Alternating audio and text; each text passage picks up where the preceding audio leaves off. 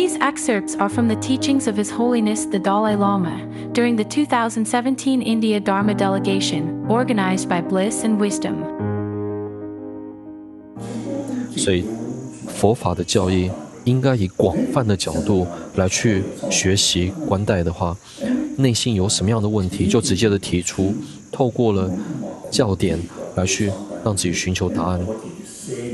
因为搭配着上下的这些论文还有经文的这些著作互相的学习，我们才有办法去除内心的疑惑。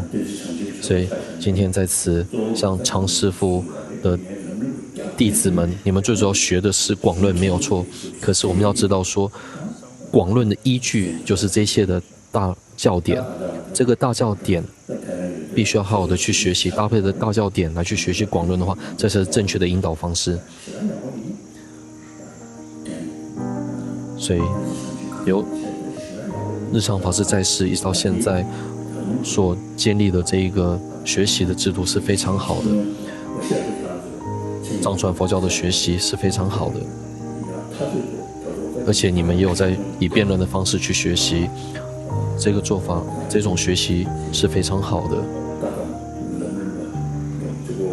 所以，但是我希望你们不是只学噶当大论派的这种修习的方式，应该以噶当大教派的引导的方式来去学习。只希望你们一定要好好铭记在心。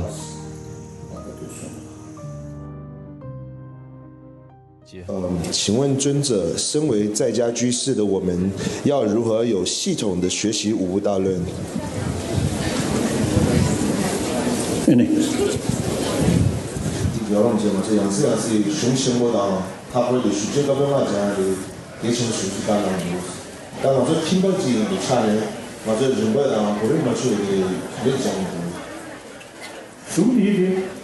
这些的大论点，像是路中论并不是针对出家人说的，龙树菩萨写中论的时候，也不是为了出家人而说的，是为了导师的弟子而说的，所以不分在家出家男女而说的。我们过去的做法是什么呢？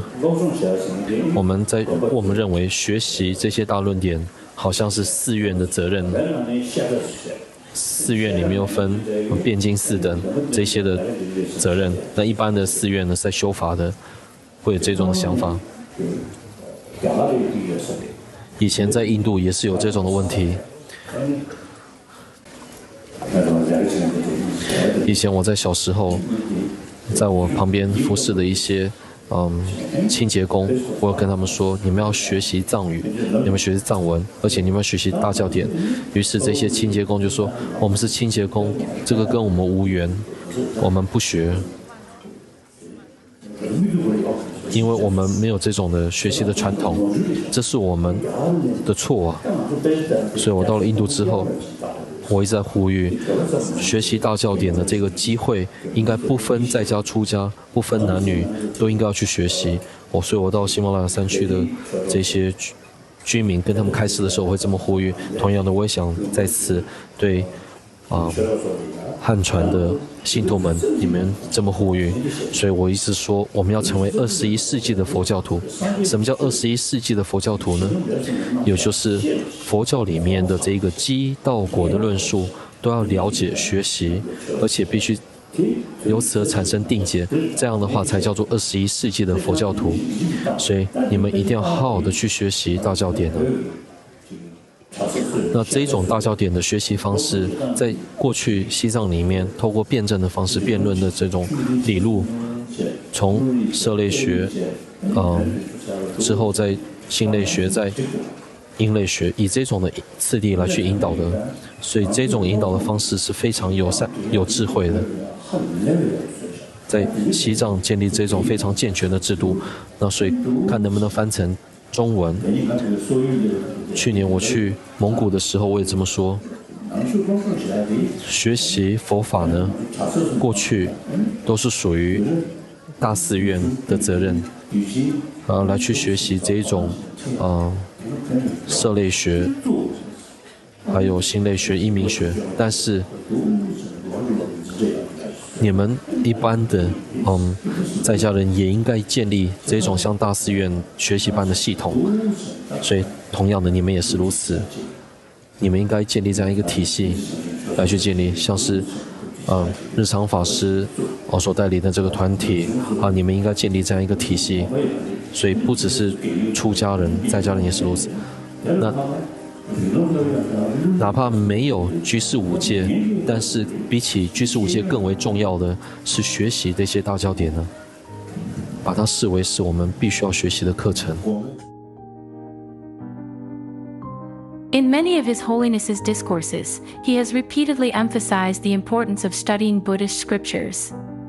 During the delegation, he especially commended Bliss and Wisdom's existing educational system, encouraging us to continue building comprehensive learning structures for both monastics and lay practitioners.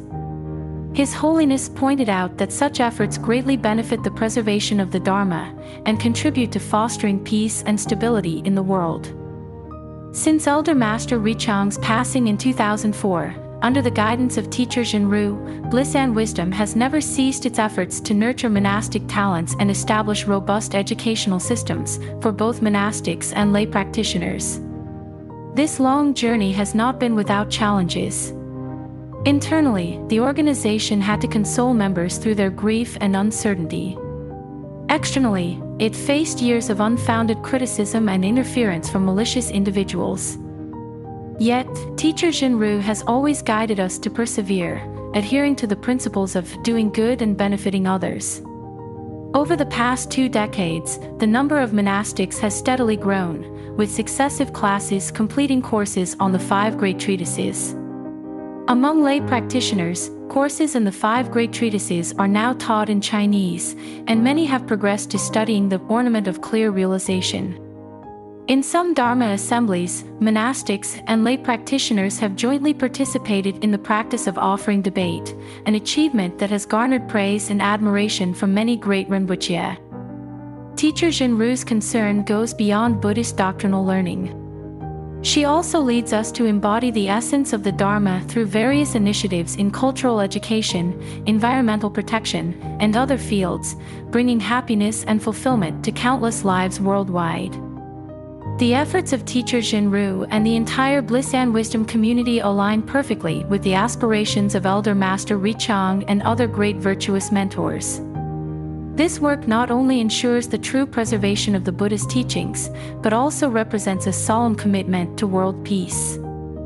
May this shared aspiration become our inexhaustible source of motivation as we strive forward with unwavering diligence. Together, let us create a future brimming with wisdom and compassion.